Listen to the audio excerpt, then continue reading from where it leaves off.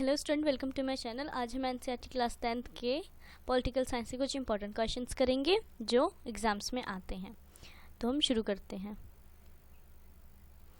उससे पहले मैं एक बार आपको पैटर्न बता दूं। राजनीतिक विज्ञान जो पॉलिटिकल साइंस है उसमें 25 प्लस मार्क्स के क्वेश्चन आते हैं। 9 प्लस क्वेश्चन हो सकते हैं, 9 होते हैं। 1 मार्क्स के क्वेश्चन होते हैं, 5 मार्क्स के क्वेश्चन होते हैं और 3 मार्क्स के क्वेश्चन होते हैं।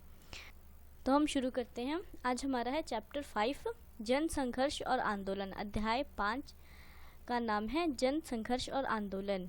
इसका पहला क्वेश्चन है दबाव समूह अथवा हित समूह क्या है, उदाहरण दे। ये 5 मार्क्स में सीबीएसई 2015 में आया था।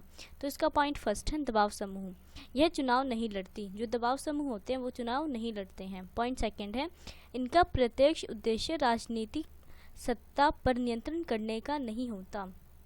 जो इनका उद्देश्य होता है वो ये नहीं होता कि वो राजनीति सत्ता पर नियंत्रण करे। पॉइंट थर्ड है दबाव समूह का निर्माण तब होता है जब समान पेशे, हित, आकांक्षा अथवा मत के लिए लोग एक समान उद्देश्य को प्राप्त करने के लिए एकजुट होते हैं। जब लोग एक समान उद्देश्य को एक साथ एकजुट होकर प्राप्त करने की कोशिश करते हैं तब दबाव समूह का निर्माण होता है। उदाहरण है नेशनल आदि स्टूडेंट्स यूनियन ऑल इंडिया। जो national student union all India है वो जो है, जैसे स्टूडेंट्स की कभी भी रैली निकलती है, उनके साथ कुछ गलत होता है तो वो रैली निकालते हैं, वो संघर्ष करते हैं, लड़ाई करते हैं, आंदोलन करते हैं, तो उसे बोलते हैं वो दबाव समूह बन गए हैं। क्योंकि वो एक ही उद्देश्य को प्राप्त करने के लिए बहुत सारे जो स्टूडेंट्स हैं वो मिलकर एक आंदोलन करते हैं, जिसे यूनियन ऑफ स्टूडेंट भी कहते हैं। तो ये हो गया हमारा दबाव समूह, हमने जान लिया। अब जानते हैं हित समूह क्या होता है। हित समूह, यह समूह मजबूत संगठन होते हैं। ये समूह जो होते हैं उनका संगठन मजबूत होता है, पर जो दबाव समूह होता है उनका संगठन मजबूत नहीं होता। इनका निर्णय अधिक औपचारिक तथा कम लचकदार होता है। जो इनका निर्णय होता है, कोई भी डिसीजन लेते हैं तो वो औपचारिक तौर पर होता है, वो लीगल होता है। और इनका जो होता है कम लचकदार होता है कि जो औपचारिक जो इनका निर्णय है वो ज़्यादा इधर उधर नहीं, इधर पास नहीं करते, उधर पास नहीं करते। इनका लीगल है और यानी पास हो जाएगा। पॉइंट थर्ड है इनकी स्थायी सदस्य होती है। जो इनका होता है सदस्य वो स्थायी तौर पर होता है। उदाहरण है व्यापारिक संघ, जो बिजनेसमैन होते हैं वो इसी हित समूह में आ सकते हैं। क्वेश्चन सेकंड है दबाव समूह तथा राजनीतिक पार्टियों में अंतर स्पष्ट कीजिए। ये 5 मार्क्स में क्वेश्चन है, सीबीएसई 2017 में आया है। दबाव समूह और राजनीतिक पार्टियां, पहले हमने पढ़ा दबाव समूह और हित समूह, और अब पढ़ेंगे दबाव समूह और राजनीतिक पार्टियां।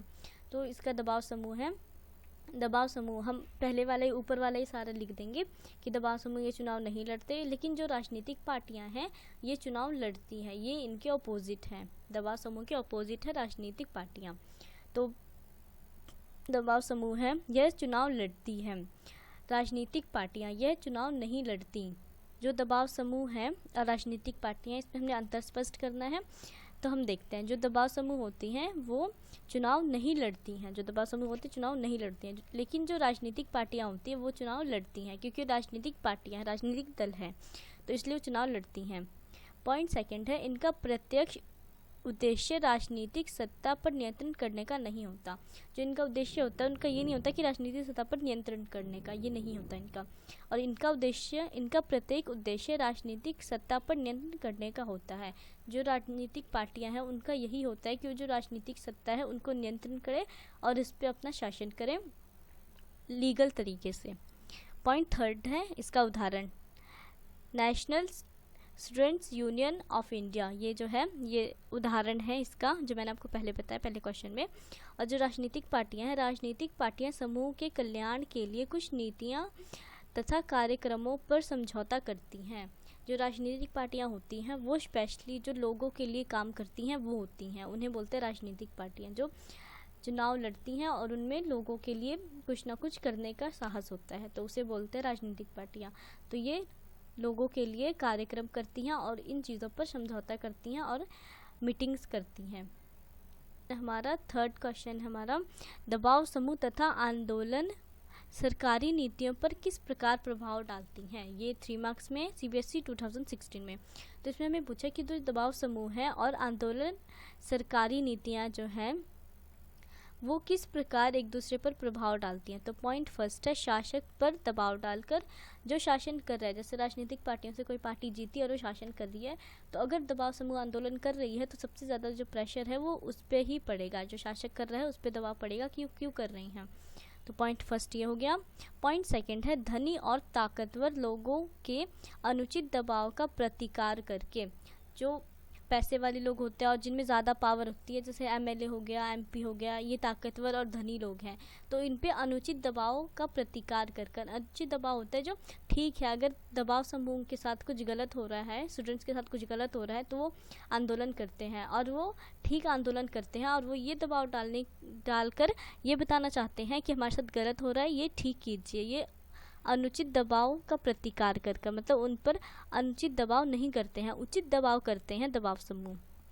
पॉइंट थर्ड है आम नागरिकों की ज़रूरतों तथा सरोकार से सरकार को अवगत करवाकर। जो आम नागरिक होते हैं, जो हमारी तरह लोग होते हैं, सिंपल लोग, उनकी ज़रूरत तथा उनकी ज़रूरतों को सरोकार से सरकार को अवगत कराकर, सरोकार का मतलब होता है उन्हें बताकर सरकार को अवगत करवाना, ये चीज़ें कि उनकी ज़रूरत ये है, इनकी ज़रूरत पूरी नहीं हो पा रही है, आपके शासक में ऐसा क्यों हो रहा है।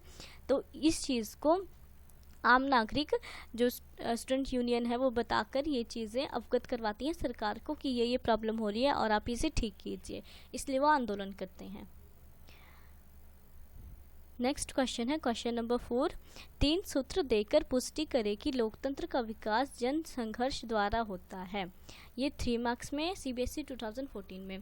तो इससे हमें पूछा है कि 3 हमने पॉइंट्स बताने हैं और ये बताना है कि लोकतंत्र जो है वो विकास और जन संघर्ष द्वारा होता है। उसका लोकतंत्र का विकास जो होता है जन संघर्ष द्वारा होता है।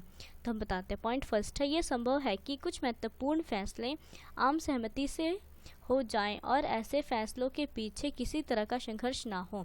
जो महत्वपूर्ण फैसले होते हैं, जो इम्पॉर्टेंट डिसीजंस होती हैं, जैसे अभी बदला गया है, हमारा शिक्षा नीति बदली है, तो वो जो इम्पॉर्टेंट फैसला, वो इम्पॉर्टेंट है, वो इम्पॉर्टेंट डिसीजन है, वो आम सहमति से हो जाए। वो सहमति, सबकी सहमति से हो गया, सारा बिल पास हो गया, अभी हो गया कि चेंज हो गया वो, तो ये आम सहमति से हो जाए और ऐसे फैसलों के पीछे किसी तरह का संघर्ष ना हो, कोई भी स्टूडेंट ये ना आंदोलन ना निकाले, किसी को भी कोई प्रॉब्लम ना हो।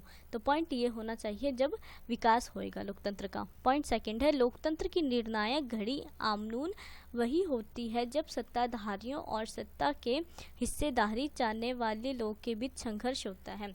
लोकतंत्र की निर्णायक का मतलब होता है जो लोकतंत्र में निर्णायक होता है, जो निर्णय लेने वाला होता है, वो निर्णायक उसे बोलते हैं। निर्णायक घड़ी आमनून वही होती है, मतलब वो टाइम वही होता है जब सत्ताधारी और सत्ता की हिस्सेदारी चाहने वाले बीच संघर्ष होता है। जो सत्ता चाहता है और जिसके पास सत्ता है, उन दोनों के पास जब संघर्ष होता है, उसके बाद जो निर्णय होती है, जो जीतता है, उसके बेस पर लोकतंत्र बनाया जाता है। तो ये पॉइंट है। पॉइंट थर्ड है ऐसी घड़ी तब आती है जब कोई देश लोकतंत्र की ओर कदम बढ़ा रहा हो, उस देश में लोकतंत्र का विस्तार हो रहा हो अथवा वहाँ लोकतंत्र की जड़ें मजबूत होने की प्रक्रिया में हो।